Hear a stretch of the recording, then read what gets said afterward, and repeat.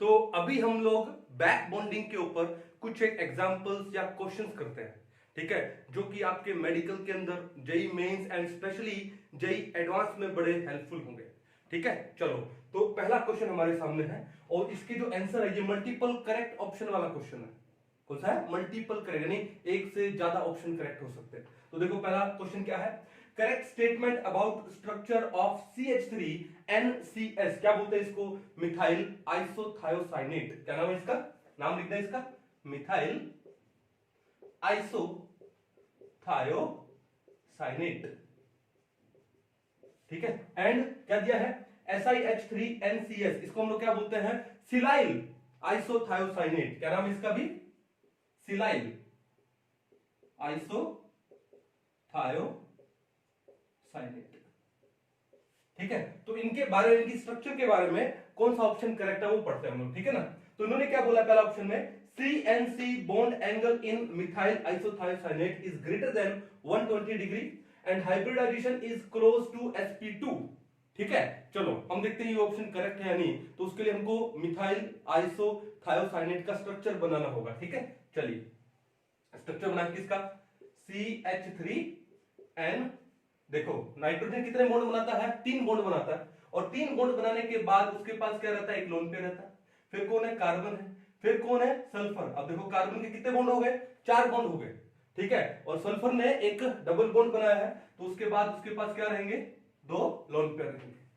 तो ये है मिथाइल आइसोथायोसाइनेट का फॉर्मूला। ठीक है, चलो अब बात ही है इन्होंने क्या बोला? बॉन्ड एंगल CNC किसकी बात हो रही है?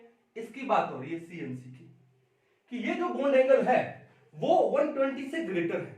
तो आपने एक चीज नोटिस किया कि यहां पर नाइट्रोजन के पास क्या है? एक लोन पेयर है। यहां पर अगर मैं नाइट्रोजन की हाइब्रिडाइज स्टेट देखना चाहूं तो देखो नाइट्रोजन के पास एक लोन पेयर है, और एक सिग्मा ये रहा, एक सिग्मा ये रहा, ये भी सिग्मा, और डबल बॉन्ड में भी एक क्या होता है? सिग्मा होता है। और हाइब्रिडाइजेशन में कौन पार्टिसिपेट करता है? सिग्मा बॉन्ड, है ना, सिग्मा इलेक्ट्रॉन्स पार्टिसिपेट करता है। चलो पाई बॉन्ड तो हाइब्रिडाइजेशन में पार्टिसिपेट नहीं करता। तो we have 2 sigma and 1 lone pair on nitrogen. तो टोटल कितना हुआ? 3 यानी sp2, यानी इसका हाइब्रिडाइजेशन sp2 होना चाहिए।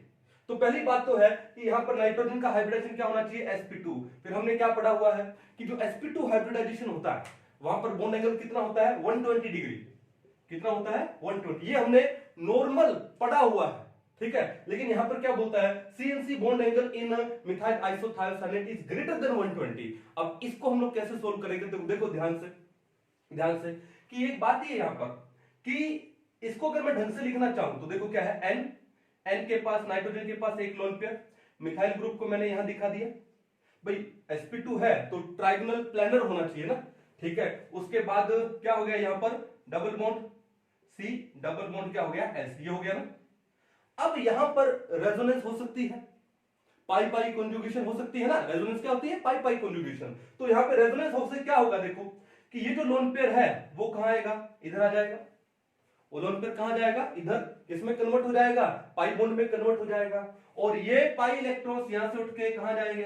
सल्फर के पास आ सकते हैं। ठीक है, तो इसका जो रेजोनेटिंग स्ट्रक्चर बनेगा वो कैसे बनेगा? देखो ध्यान से, ये बन जाएगा CH3 सिंगल बॉन्ड N। जब ये लोन पेयर यहां पे चला गया, पाई बॉन्ड बनाएगा, तो पहले डबल बॉन्ड था, कौन सा बॉन्ड हो गया? Triple bond. और नाइट्रोजन के ऊपर चार्ज कौन सा आ गया? पॉजिटिव चार्ज आ गया। उसके बाद क्या है? ये C। अब पाई इलेक्ट्रॉन्स चले गए तो यहां पे क्या बचा? Single bond. और सल्फर के पास पहले जो 2 लोन पेयर थे अब कितने हो जाएंगे भाई? पाई इलेक्ट्रॉन्स और चले जाएंगे, पाई और लोन पेयर में कन्वर्ट हो जाएंगे, तो चार्ज कौन सा आ जाएगा? नेगेटिव। तो ये इसका क्या है? रेजोनेटिंग स्ट्रक्चर है। अब इस रेजोनेटिंग स्ट्रक्चर में एक चीज नोटिस करो आप यहां पे कि यहां पर इस नाइट्रोजन का जो हाइब्रिडाइज स्टेट है वो क्या है? एक सिग्मा और एक सिग्मा, क्योंकि लोन पेयर तो चला गया, वो तो पाई बॉन्ड में कन्वर्ट हो गया, और पाई बॉन्ड को तो हम लोग हाइब्रिडाइजेशन में काउंट नहीं करते। अब यहां पर नाइट्रोजन का हाइब्रिडाइजेशन क्या हो गया? sp हो गया। और यहां पर ये जो बॉन्ड एंगल है CNC बॉन्ड एंगल वो कितना हो गया? 180 डिग्री हो गया। बॉन्ड एंगल कितना हो गया? 180। नॉर्मल स्ट्रक्चर में इसमें बॉन्ड एंगल कितना दिखाई दे रहा था? 120 डिग्री दिखाई दे रहा था, क्योंकि यहां पर नाइट्रोजन है वो sp2 हाइब्रिडाइज दिखाई दे रहा था अपने को। 2 सिग्मा बॉन्ड, एक लोन पेयर, तो बॉन्ड एंगल 120 होना चाहिए था। लेकिन इसकी रेजोनेटिंग स्ट्रक्चर में यहां पर ये नाइट्रोजन sp हाइब्रिडाइज दिख रहा है, और आपका जो बॉन्ड एंगल है वो दिख रहा है 180 डिग्री। इसका मतलब क्या है कि the bond angle in CNC bond angle is neither 120 nor 180, तो 120 और 180 के बीच होगा, ठीक है ना। तो अगर 120 और 180 के बीच होगा तो इसका मतलब ग्रेटर देन 120 है और लेस देन कितना है, 180 है। तो जो बॉन्ड एंगल है कौन सा, CNC बॉन्ड एंगल है, it is greater than 120 and it is less than 180 degree. Clear है। बट एक्चुअल में ये जो बॉन्ड एंगल है मैं आपको बता दूं कि जो बॉन्ड एंगल यहां पर आता है वो बॉन्ड एंगल कितना आता है, 142 डिग्री आता है। आप इसको नोट कर सकते हो, बॉन्ड एंगल कितना आता है, 142, जो कि 120 से तो ज्यादा है और 180 से क्या है, कम है। कहानी समझ आ गई। तो देखो क्या बोला इन्होंने, CNC bond angle in methyl isothiocyanate is greater than 120। बिल्कुल बात सही बोली है। क्यों, क्योंकि 142 है तो 120 से क्या है, ज्यादा है। अगर यहां पर देता है लेस देन 180 तो भी हम लोग सही करते हैं। फिर and hybridization is close to sp2। अब एक चीज नोटिस करो, ये जो 142 डिग्री एंगल है वो 120 के क्लोज है या 180 के क्लोज है। अगर मैं 120 के पास में लेके आऊं तो डिफरेंस कितना आता है, 22 डिग्री का, और 180 से अगर मैं कंपेयर करूं तो डिफरेंस कितना आएगा, लगभग 38 डिग्री का। तो this 142 degree angle it is close to 120, और 120 होता तो हाइब्रिडाइजेशन क्या होता है, sp2। इसका मतलब and hybridization is close to sp2। Option number 1 is the correct one. Picture समझ आ रही है, कोई दिक्कत नहीं। चलो अब दूसरा देखो क्या है, SINC bond angle is 180 degree in silyl isothiocyanate. ठीक है, तो हमको इस सिलाइल आइसोथियोसाइनेट का स्ट्रक्चर बनाना पड़ेगा। बनाते हैं, इसको एक बार नोट डाउन कर लो, मिटा देते हैं उसके बाद। चलिए, या फिर नीचे ही बना ले। देखो सिलाइल आइसोथियोसाइनेट बोला है, देखो क्या है, SiH3H, उसके बाद क्या बोला इन्होंने, N double bond C double bond S, sulphur के पास 2 लोन पेयर, नाइट्रोजन के पास 1 लोन पेयर। ये है सिलाइल आइसोथियोसाइनेट। और इन्होंने क्या बोला है कि बॉन्ड एंगल 180 डिग्री होना चाहिए। ठीक है, तो 180 डिग्री कैसे हो सकता है, देखो ध्यान से। अब यहां पे नाइट्रोजन के पास 1 लोन पेयर है, नाइट्रोजन के पास क्या है, लोन पेयर। अब ये क्या है, और नाइट्रोजन कौन से पीरियड का है, सेकंड पीरियड का। कौन से पीरियड का है, सेकंड पीरियड का। और यहां पर साथ में कौन लगा है, सिलिकॉन। अब सिलिकॉन कौन से पीरियड का है, थर्ड पीरियड का। और थर्ड पीरियड का होने का मतलब इसके पास 3s एंड 3p के अलावा 3d ऑर्बिटल्स भी है। कौन से ऑर्बिटल्स है, 3d ऑर्बिटल्स। तो भैया यहां पर 2p फील्ड है, यहां पर ये जो 2p है वो क्या है, फील्ड है, क्योंकि उसमें एक लोन पेयर है। और यहां पर इसका जो 3d है वो क्या है, वेकेंट है। 3d है वो क्या है, वेकेंट है। तो यहां पर क्या हो सकती है, बैक बॉन्डिंग हो सकती है। मैंने बोला था ना कि बैक बॉन्डिंग के लिए एक 2p होना जरूरी है, वो चाहे वेकेंट हो चाहे फील्ड हो, एक 2p होना बहुत जरूरी है। तो यहां पे 2p फील्ड है, तो ये नाइट्रोजन है, ये अपना लोन पेयर सिलिकॉन के वेकेंट 3d ऑर्बिटल में दे सकता है buy back donation, buy back bonding.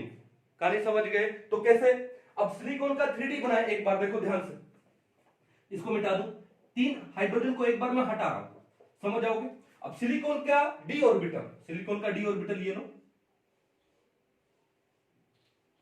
ये सिलिकॉन का 3d ऑर्बिटल है। ओके, और ये नाइट्रोजन का कौन सा, 2p फील्ड, नाइट्रोजन का 2p फील्ड। अब इस नाइट्रोजन के फील्ड 2p में से ये जो लोन पेयर है ये इसके 3d वेकेंट में क्या है, जा सकते हैं, 3d वेकेंट में जा सकते हैं। तो क्या हो गया, पाई बॉन्ड फॉर्म हो जाएगा, पाई बैक डोनेशन हो जाएगा।